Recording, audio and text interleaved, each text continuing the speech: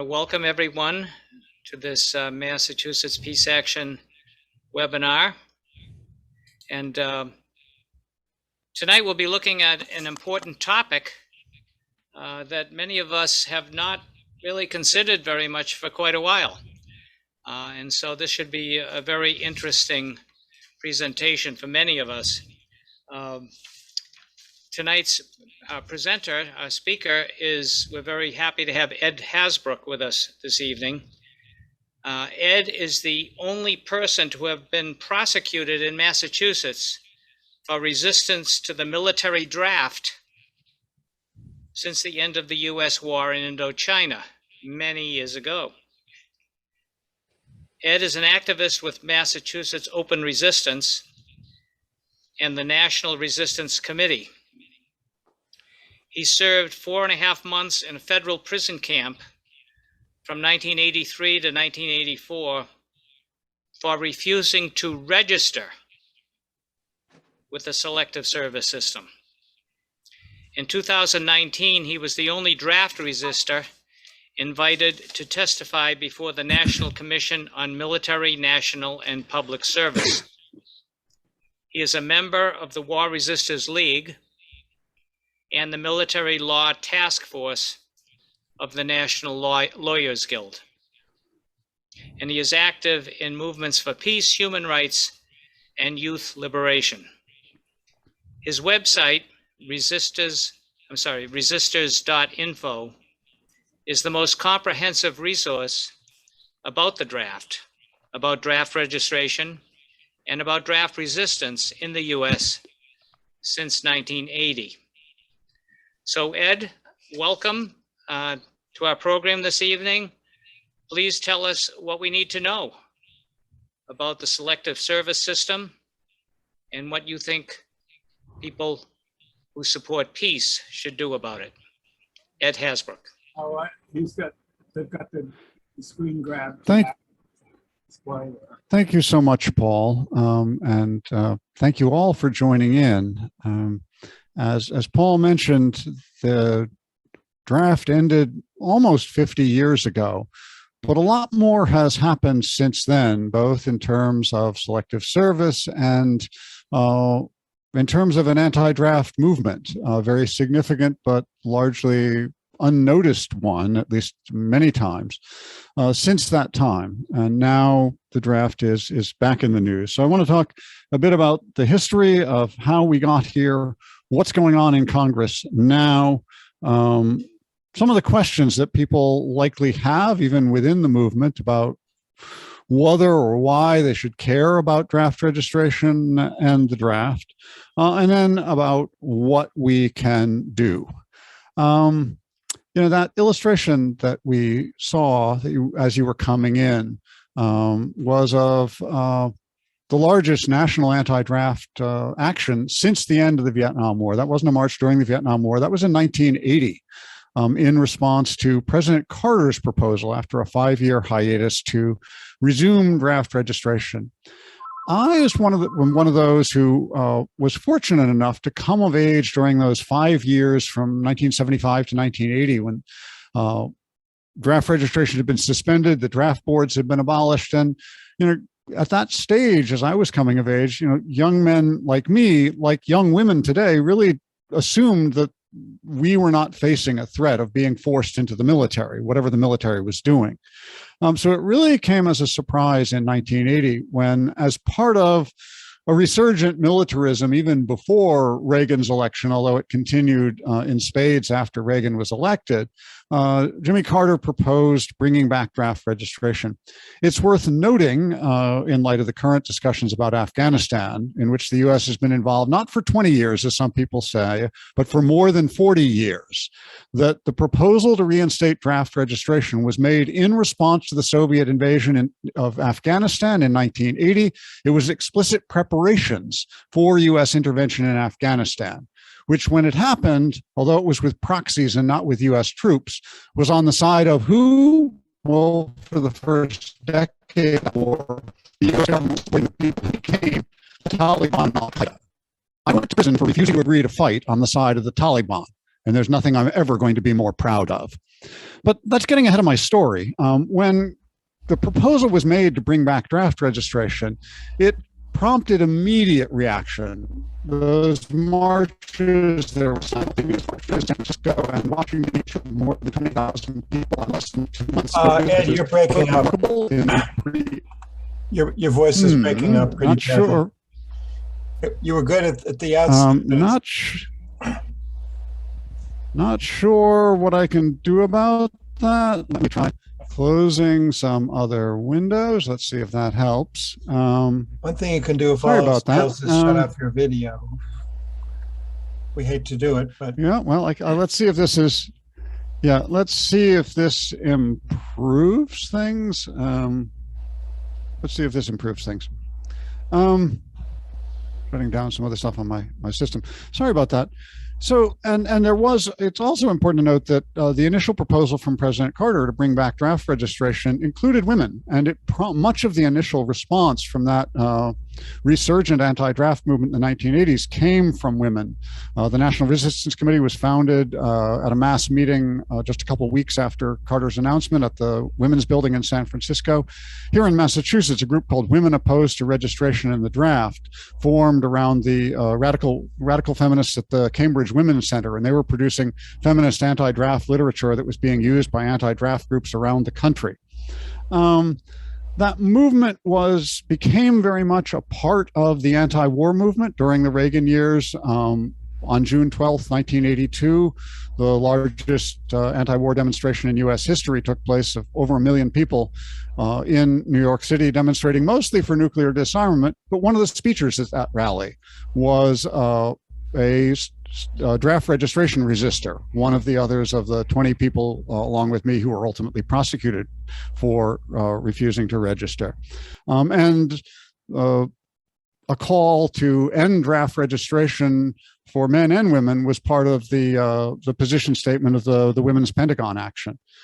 But what happened in response to a vast movement of opposition, mostly quiet and passive, simply young men staying home when they were ordered to show up and sign up that they were willing to kill or be killed on demand, in a way that had no precedent. A far higher percentage of people opted out than ever during the Vietnam era, partly because it was a new thing and we weren't taking it for granted in the way that it had become taken for granted for decades before.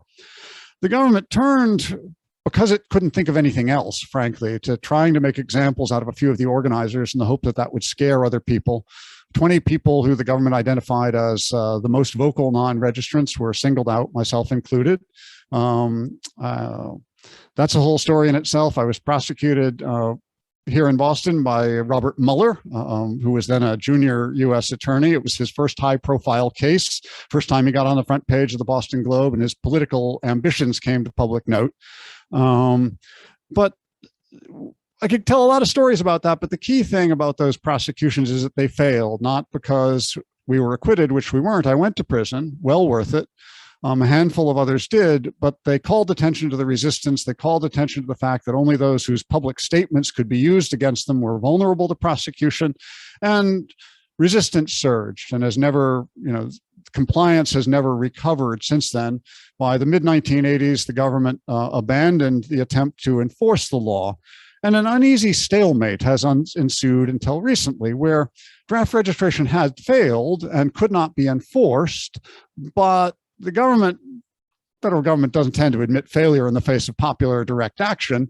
There was no face-saving way to repeal the law, so it remained on the books. Along the way, the government, unable to enforce the criminal sanctions because there were too many people, turned to an array of extrajudicial sort of administrative collateral sanctions, where to this, until very recently, for several decades, registering for selective service for the draft was a prerequisite for receiving federal student aid. quite remarkably, that was repealed last year. That repeal took effect last week. Everybody cheer. You can now get federal student aid without having registered for the draft. But there are still other penalties. You can be denied federal jobs. And that one actually went to the Supreme Court in 2012 and was upheld. You can be denied federal jobs or fired if it's found out that you didn't register for the draft. And most significantly, in the majority of states, although not Massachusetts or in California where I live, but in the majority of states, you can't get a driver's license if you're a man unless you've registered for the draft. So when the Selective Service speaks of compliance with registration, what they're really saying now is not that people have actually deliberately registered for the draft, but that the majority of people live in states where when you apply for a driver's license, there's some fine print that says, by applying for a driver's license, I consent to have this information given to the Selective Service System. So where does that leave us with that stalemate? Perhaps the most problematic aspect of it is that military planners still continue to assume that the draft is an option, something I'll come back to. But the stalemate was broken basically in 2015, which helps explain why we're having this debate now and why it focuses on the issue of women and selective service. Back in 1981, spinning the clock back again, there was a challenge to the fact that Congress had decided to require men but not women to register for the draft. It was challenged as sex discrimination. It went to the Supreme Court. And the Supreme Court at that time, so a more sexist era, I would say, said that because only men at that time were allowed in combat by the military, there was a rational relationship between that and registering only men for the draft. And the Supreme Court said this was okay. Well, in 2015, when President Obama decided to open up all military combat positions to women, it became immediately apparent that this had undermined, if not eliminated, the legal basis on which the Supreme Court had upheld requiring women to register for the draft, and that Congress would have to make a choice eventually in the face of either to let the draft be ended by court order as sex discrimination or draft registration, which nobody wanted, or they'd have to decide to end draft registration or to expand it to women. So this forced Congress to confront an issue which, for understandable reasons, they had been avoiding for decades. That came up and was debated in Congress in 2016. Congress was unable to make a decision and instead punted. Well, what does Congress do when they can't decide what to do and want to stall? They appointed a commission to delay and to create political, a plausible basis for what they wanted to do. That national commission met over the last 4 years. I mean, we knew when that happened that we were facing the kind of debate that we were facing today. This has been in the works for the last 5 years, although most people haven't noticed. The commission met, it was really completely one-sided. All they considered was how to fight the wars. There was no consideration for whether to fight wars. They met with some anti-war and anti-draft groups, but we discovered later in response to my Freedom of Information Act requests that they'd made their decision to recommend continuing and expanding draft registration to women months before they actually talked to us. I was the token draft resistor invited to testify before the National Commission, which was a strange and surreal experience. But not surprisingly, the commission did what it had been appointed to do, which was give political cover for Congress by issuing a report last year recommending that draft registration be continued and expanded to women. Needless to say, this plan did not include any enforcement plan, any enforcement budget, or any consideration of how they would actually get either men or women to comply, since they aren't complying now. But that was the starting point. And so current congressional debate starts from the fact that, well, a national commission has recommended that we do this. So in the absence of anything else, that is going to go through. We are now seeing that debated in Congress. This debate did also prompt Representative Peter DeFazio, who represents a district in Oregon where he's lived since, I think he went there for grad school, but he's originally a Massachusetts native, grew up in Needham, saw his older brother drafted and go off to Vietnam and come back and say, whatever you do, you don't want that. He went into the, I believe, Air Force Reserves up at Hanscom Field, stayed out of the draft, but has remained conscious of and fighting against the draft ever since as a personal crusade, and it's really wonderful. He sponsored a bill which now has bipartisan support and sponsors in both the House and the Senate to actually finally repeal selective service entirely and end draft registration. But there also are proposals on the table in Congress to expand it to women as well as men. Those have all been folded into consideration of the annual National Defense Authorization Act, which is a must-pass bill. So whatever provisions on selective service get into that bill, which is likely to be either to expand it to women or to end it, are going to be enacted into law. So where we are is we are seeing the most significant debate about compulsory military service in Congress in more than 40 years, which is going to result in a decision this year, either to double down on 40 years of failed draft registration by trying to expand it to women, or finally to put an end and really put a stake through the heart of the threat of compulsory military service. So that's where it stands.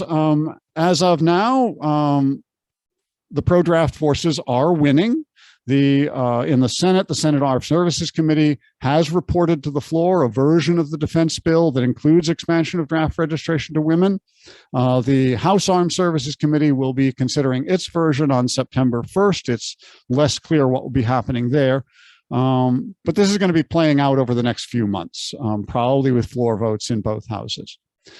So where does this leave us? And in particular, what should we think about this? I mean, I think there are a number of questions that some even within the peace movement are asking about what should our position be, or why should we even care?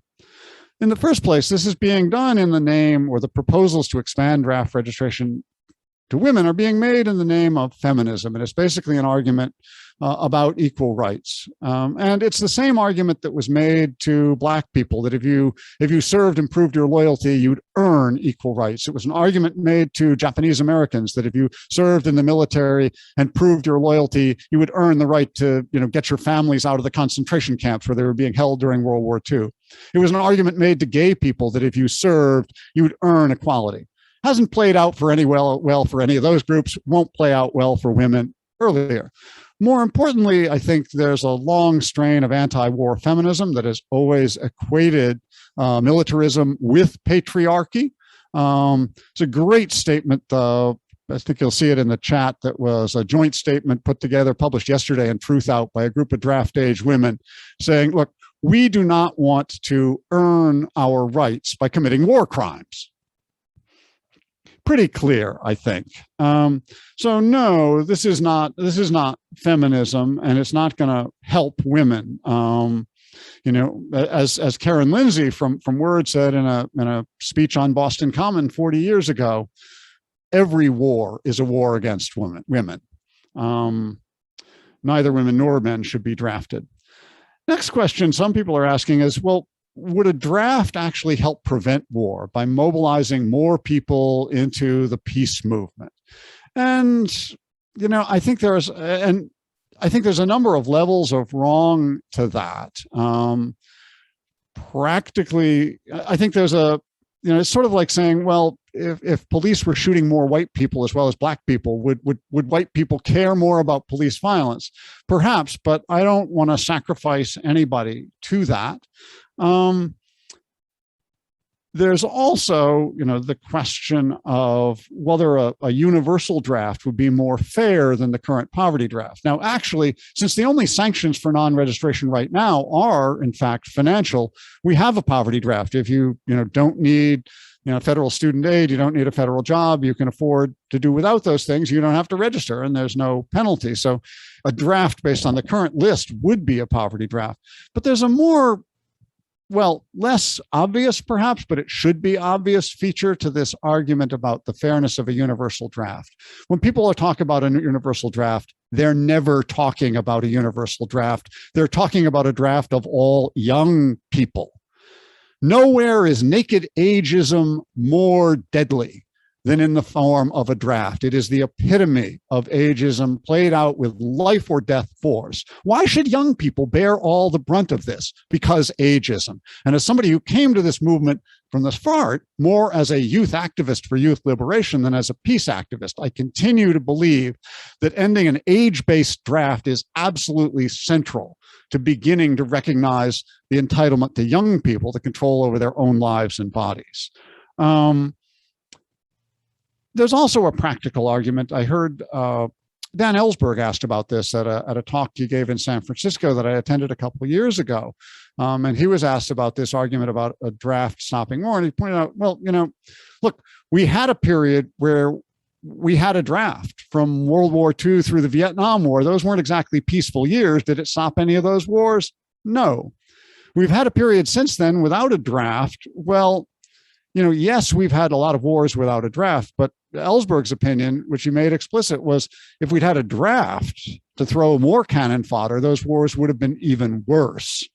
Finally, I think what may be the most significant of the questions people ask is, well, there isn't really that much threat of a draft. So why should we care about a draft, much less draft registration? Why should this be a priority for the movement?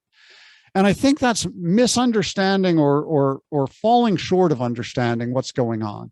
I think that's based on the idea that people who oppose the draft are trying to, on what is, I think, an essentially ageist and patronizing attitude that, especially for older people, opposing the draft is about protecting young people against being drafted.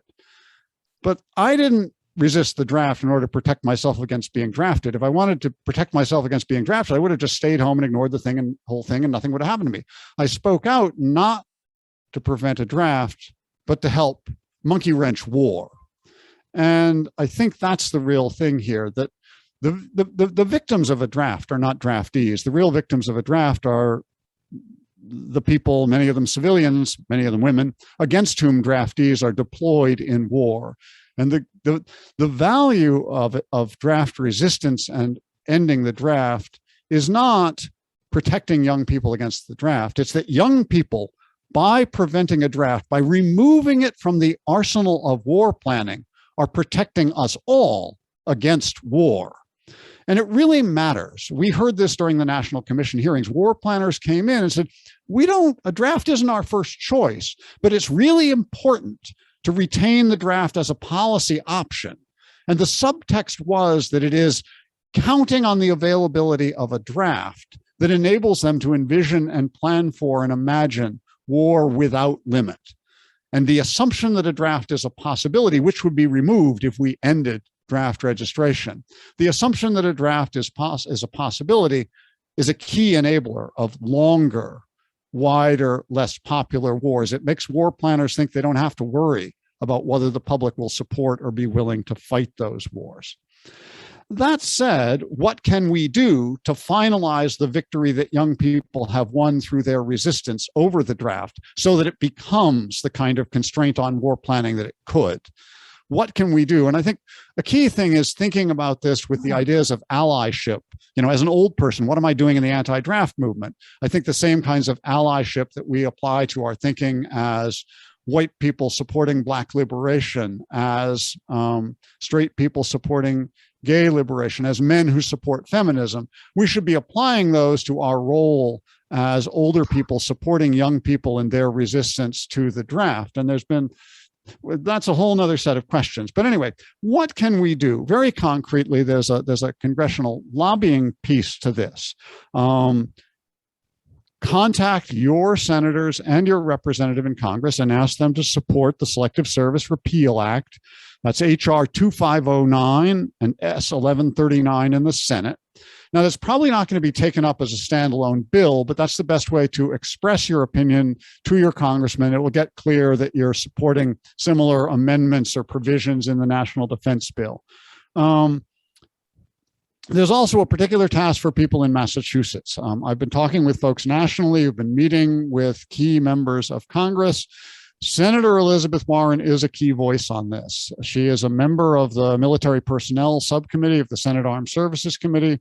She's a woman, a feminist, an independent thinker, but aligned with the Democratic leadership. And I should note, President Biden has explicitly endorsed expanding draft registration to women.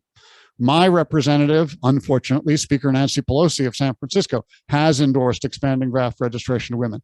Senator Warren has not yet taken a position. She's one of the key people who could play a role in influencing others and nationally is being targeted. So it's really important for Senator Warren to hear from her constituents here in Massachusetts that she should take the kind of leading role as someone representing Massachusetts, which has always stood out, I believe the Massachusetts legislature is still on record with an unrepealed resolution from the Vietnam era opposing the draft of any Massachusetts resident. Senator Warren should be leading the opposition to the draft in the Senate, and Massachusetts residents who care about peace should be telling her so. I think we'll also see in the chat the email for her staffer on this issue, Jonathan Rue. It's Jonathan_Rue@warren.senate.gov. Send emails, make calls. If you're part of a group here in the state that is concerned about this, you may want to think about whether on your own or with Mass Peace Action or other groups trying to get together a delegation of peace activists to meet with Senator Warren or her staff to let her know. This is a good moment to be doing that at this stage in the debate. She is a key voice.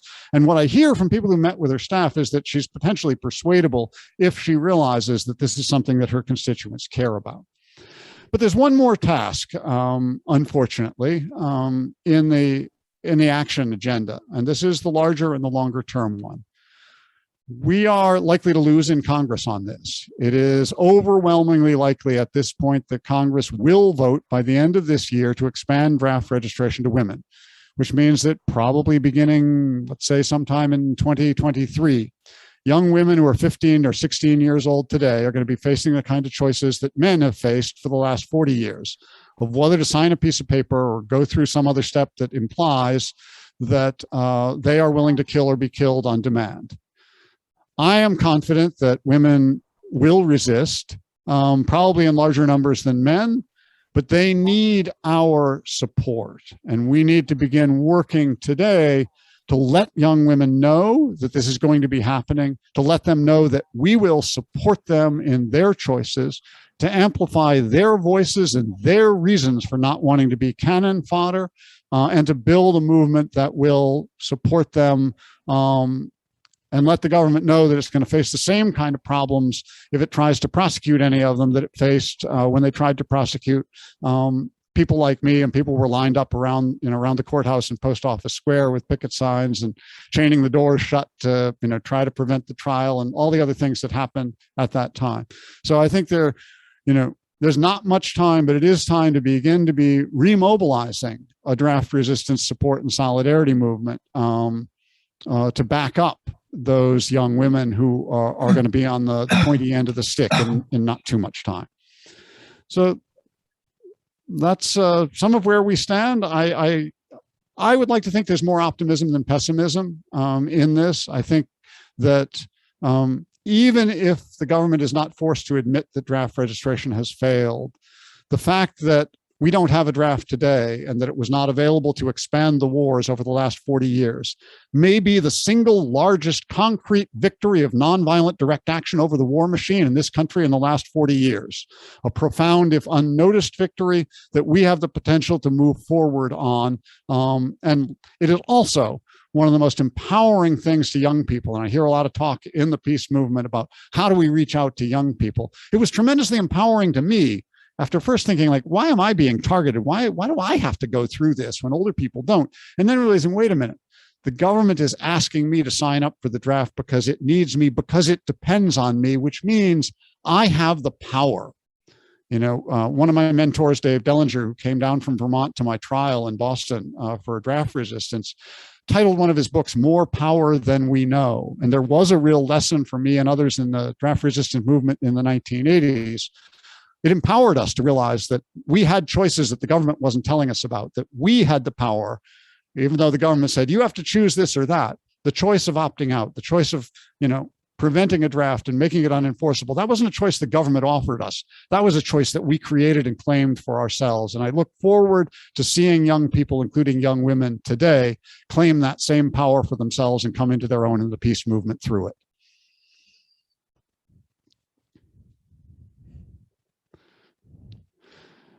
And probably now we have lots of questions.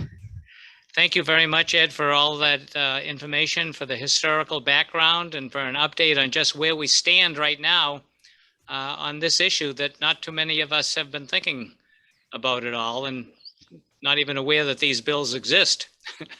And so we really appreciate all that.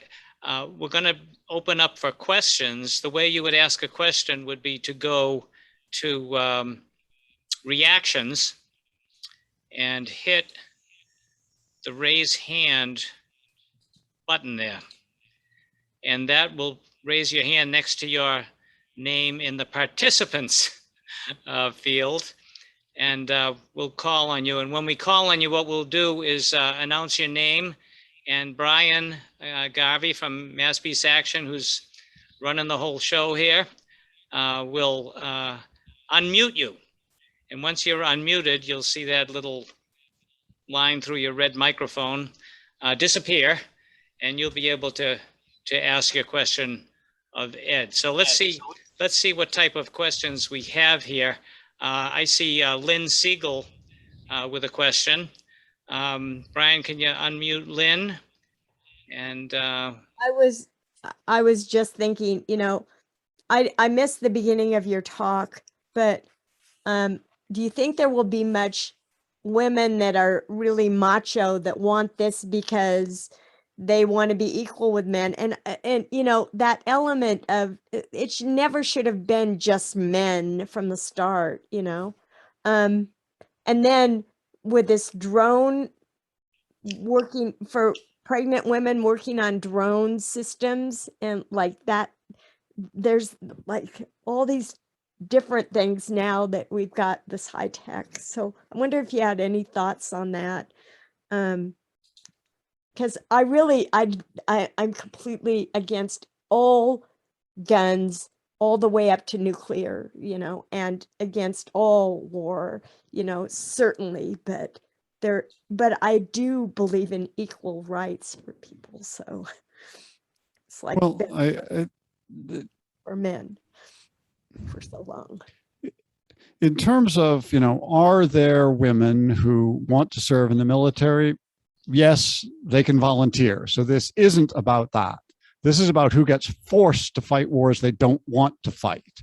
And women, you know, as I said to the National Commission, women have all the same reasons men have not to want to be forced to fight wars they don't want to fight, and a whole lot more. Being forced into the military means being forced into an institution of sexual harassment, if not rape, a profoundly sexist institution internally as well as in its purpose, an institution that serves the patriarchy through militarism's role as part of the patriarchy. So there are lots of reasons for women not to want to do that. Are there some women who want to volunteer? Sure. Should there be equality? Yes.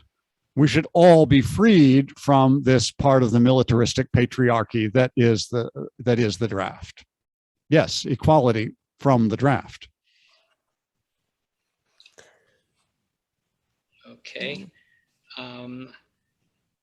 Ed, in terms of the commission that you spoke before, could you kind of give us the type of scenarios that some of the members of the commission offered to say why we should, why we should have a draft, and then we'll get to some of these other questions. They tried to frame it in terms of defense because they don't want to talk about, aggressive U.S. wars. They don't want to talk about U.S. imperialism. Obviously, they don't want to say, we want to fight unlimited wars everywhere around the world. They tried to portray this, we need a draft for defense, which of course is not what the draft has been used for. So, during the course of the hearing, the chair of the National Commission, who was a brigadier general in the Army Reserves, spun out his best scenario for why we would need contingency planning for a draft. He said, suppose we're in the Red Dawn scenario. We're being invaded simultaneously from Mexico and Canada, and there aren't enough volunteers to defend the country. And we don't have a draft. Well, what would we do? This is the lengths they have to go to try to pretend that there is some legitimate justification for a draft for defensive purposes. But I would hope that folks who are on this webinar from Mass Peace Action would be pretty clear on the fact that the wars we're fighting are not defensive wars, and certainly that we don't need more troops than we already have to fight a purely defensive war, even if we thought that Mexico and Canada were going to invade or that people wouldn't volunteer if that happened. Yeah, probably Mexico would invade us, but I doubt Canada would at the same time. Let's go to some questions from, we got Frank Broadhead, Laurent Gilbert, and Norma Harrison. So let's go with Frank first. Hi, Ed. It's been 40 years and good to see you. Wow, I am so glad to see your name, Frank. Thanks for keeping on. I'd just like to say that 40 years ago, Ed and I were part of a very large group in Boston and Cambridge and Somerville that arose in response to mandatory draft registration. And a lot of things happened. I'd just like to bring up a few points that I think are still relevant today. First, I was at that time very concerned about nuclear war. And I found it impossible or very difficult to do peace propaganda for lots of reasons, not just to young people, but to anybody. And because the draft created a coercive circumstance where everybody all of a sudden had to pay attention to military issues, this was a vehicle not just for talking about the draft itself and the issues that Ed raised, but also the military issues of, say, extended deterrence. Randy Forsberg was very much involved in helping us think about this in terms of the way that a larger army was part of a nuclear war danger scenario. The second thing is that in organizing or talking to young people, we're immediately talking to their parents. And there was even a small group of parents against the draft or something like that, but that it wasn't just limited to anti-war education to the young people themselves, but also to their parents. Finally, particularly in terms of what Ed was talking about drafting women, it was very interesting that the most active set of people in the Boston anti-draft activity of 1980-81 were young women. Ed mentioned the group WORD, Women Opposed to Registration in the Draft, but also at the high school level, it was young women talking to their boyfriends about how you shouldn't do this. You know, that was very successful. I don't know if it was significant that most of WORD was made up of lesbians who had a pre-existing cultural radicalism that they brought to the movement. But altogether, I think that if Congress pursues this and it becomes a debatable issue, that this is a vehicle not only to support young people, but to do much broader peace education in terms of what the military is for and why we don't like that and so on. So thanks very much, Ed. I've really good to see you again after all these years. And thank you, Frank, for all that you did with the Boston Alliance Against Registration in the Draft and that others did at that time. And it was tied into a lot of other movements, to the anti-nuclear movement, operated first out of the Clamshell Alliance office and was tied into that whole philosophy of nonviolent direct action, which is what draft resistance was about. And as you say, it catalyzed thinking about a lot of other issues. And I think it's in that same way that I'm optimistic that being suddenly, jarred today in the way that men my age were jarred in 1980 will be a sort of catalyst for a women-led, largely anti-war youth movement that will find expression in a whole lot of other forms of activism. I didn't show it, but I actually had another photo. The picture I showed at the start of the National Anti-Draft March in 1980, you would have seen there was a lot of women, including a woman holding a, resist and I won't go, signs at the front of the march. The second banner in the line of march in that march was from the Lesbian Anti-Draft Action. So, and the third was from the Feminist Women's Health Center in Oakland. So it was definitely very much a women-led movement, even when it was only men who were being threatened with the draft. Okay, well, thanks to both of you. Laurent Gilbert, would you like to ask a question? Brian, can you unmute him? There we go. I just did. So, yes, I was drafted in 1965, and I served a year in Vietnam. I'm trying to think back when they came up with the numbers where college students were going to be drafted as well. Does anyone remember when that happened? It was 69, wasn't it, Ed? That was before my time. You would know better than I. Yeah, I think it was 69 when they instituted the lottery. Okay, yes. So, and then it seemed to me that when college students were now eligible for the draft and they had numbers, did some of that lead to the resistance of the war in Vietnam, which led to its end? And so, I guess my question is that if we had that same system, would that help to keep us out of wars? And so it's a question in my mind.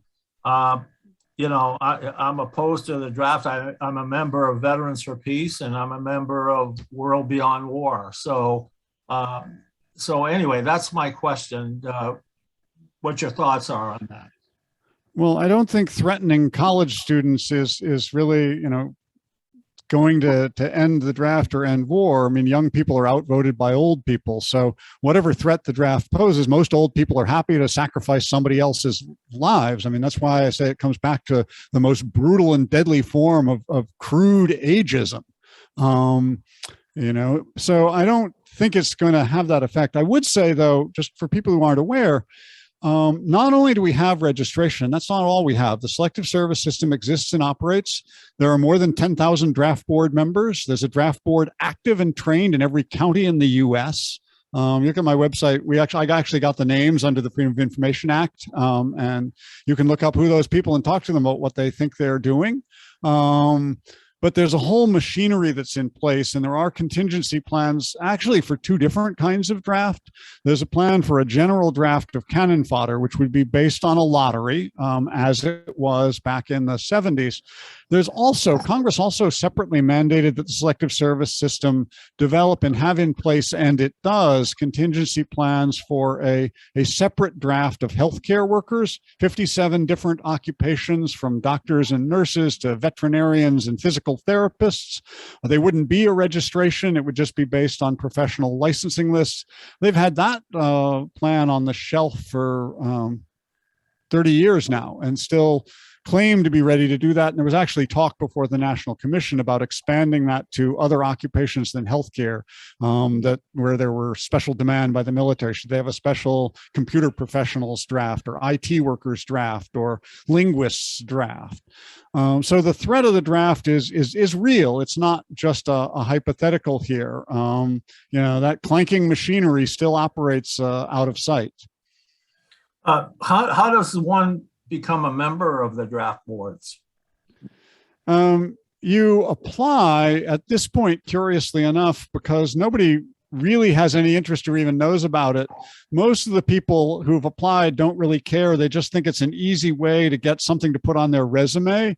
Basically, they're 20-year appointments. You apply, and if you're not manifestly unqualified, you wait until somebody terms out and you'll probably get appointed. Selective Service told the National Commission in closed-door meetings that we eventually got the records of from the Freedom of Information Act, that they expected a lot of people, these people who they currently have on board, would resign if there were an actual draft because they never actually wanted to do the work. They just wanted something to put on their resume. It's that much of a paper tiger. Okay, thank you. Thanks to both of you. We have two more questions coming up. One from Norma Harrison. If you could go first, Norma, and then from Nashwan Hamza.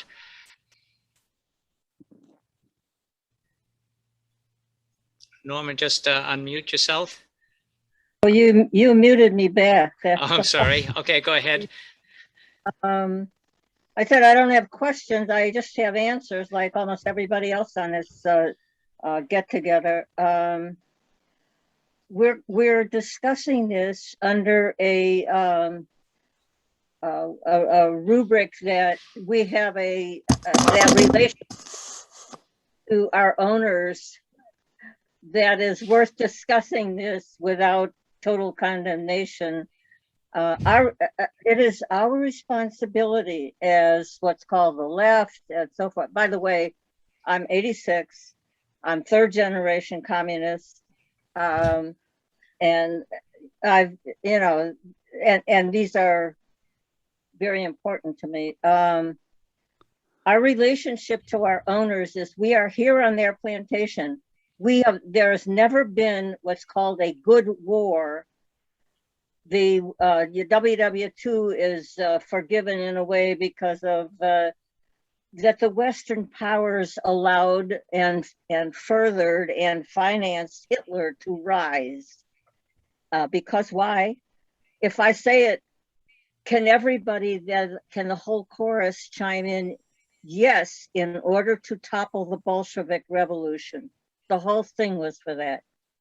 So, including the persecution of the Jews, which was endemic for 500 years or something, whatever. So that's one point, and we have to teach that with people. The United States Imperium does not commit good wars.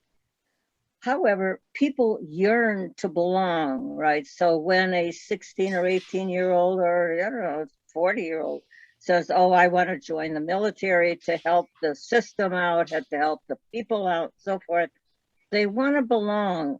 And we have to create another way for belonging to occur. I posted in the chat the idea that my daughter kind of put out some 30 years ago about people getting together. She went to the California Conservation Corps because she kind of walked her way through school by sitting in the library and not going to classes. And she got her GED while she was there, and she couldn't stay, she said, because people were using sex very disgustingly, cigarette smoking, dope use, so forth. So clearly we need to advocate for young people in particular to have a place to belong voluntarily. You know, a 14-year-old girl I heard speak about school said, yeah, it's compulsory public education, as though it's free. It's not free. You have to go to school or they put your parents in jail. You know, so the people should be forming an option that people can go to, people around the age of 18, maybe 25. Anyway, this is what I said on the chat, and have a way to be participant and productive. Children are ostracized by age into not making things. They can sit and cut out milk cartons and make appearances of a city and show by using crapola that this is the way a city can function and so forth and so on. Whereas they can participate in doing those things instead. They need to be integrated with us, with adults in some way or other, in some voluntary manner, so that they are important and part of it and feel the satisfaction of contributing productively in society. You can look at the note I wrote and you can get in touch with me. I've got contacts posted. The idea of nonviolence, we have to not preach nonviolence. The violence is coming from our owners. We here on their plantation are treated violently by the structure of it and by the guns that they shoot at us and by the attitude that we have about how we're supposed to live in this society. It's a very violent control of who we are. And I point you to Code Pink, which goes out and protests at the Creech and other places where armament and warring is being committed. And of course, at Pelosi, because she wants that, because they want them to stop assaulting people on the streets and killing them with impunity.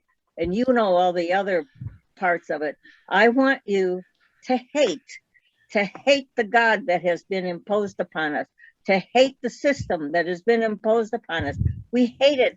We are horrified by it, and we don't have recourse. We're supposed to take it and say, okay, well, I will defend Okay, it. Norma, let's let Ed comment. You made a lot of important points. I wonder, Ed, if you have some comments on those so we can get to other people too. Well, thank you, Norma. One thing, going back to, your identification of yourself as a leftist and a communist at the start, one of the sort of side evils to the Military Selective Service Act is that it prohibits not only refusing to register, refusing induction, violating the law by those who are subject to it, but it prohibits counseling, aid, or abetment of draft resistance.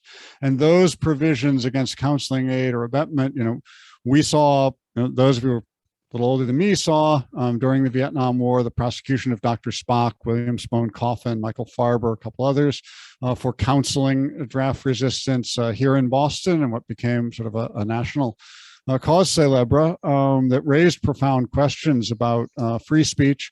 And before that, there's a long history of the laws against advocating draft resistance being used as the vehicle for Red Scares and for targeting dissidents of various stigmatized stripes. So lots of reasons to take this tool out of the hands of the red baiters, as well as to take this tool out of the hands of the warmongers. Okay, thank you. Next up would be Jeffrey Scott.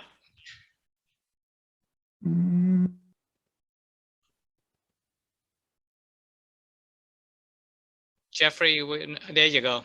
How's that? Good. Thank you for this program. I'm going to follow up on Laurent's comments about the draft.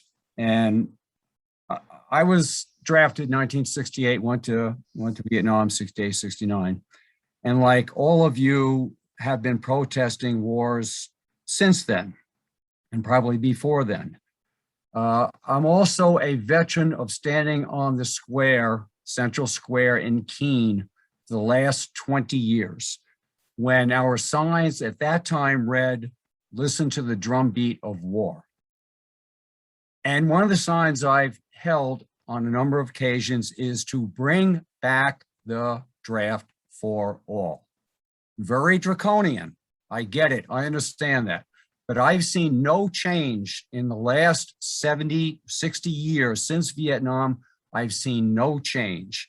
And the idea, and I'd like to have your opinion, Edward, the idea of bringing back the draft for no deferments up to the age of 45, students, married, fathers, mothers, everybody, so everybody would have skin in the game. And that is what is lacking now. People don't have skin in the game. So it's draconian. I understand that. I realize that. So I'd like to hear your thought on that. Thank you. A couple of things. First of all, you're not proposing a draft of everybody. You're proposing a draft of everybody in certain age groups. That is unfair. It is illegitimate. It is wrong. It is morally wrong at every level. I think it's kind of, you can say, well, if young people were all threatened with the draft, their parents might care. That's like advocating kidnapping young people and threatening to kill them as a way to influence their parents who are doing and voting for things that you don't like. Again, profoundly morally wrong, just ethically indefensible. I'm sorry.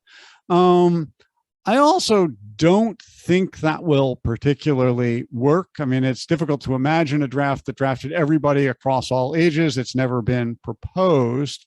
But I really think you have to think through, why it is that young people should be forced to bear the brunt of this. Young people, today's young people, didn't create a world menaced by nuclear weapons. Old people did that. Young people didn't create a world menaced by climate change. Old people did that. Why should we put it on young people to have the responsibility to stop it?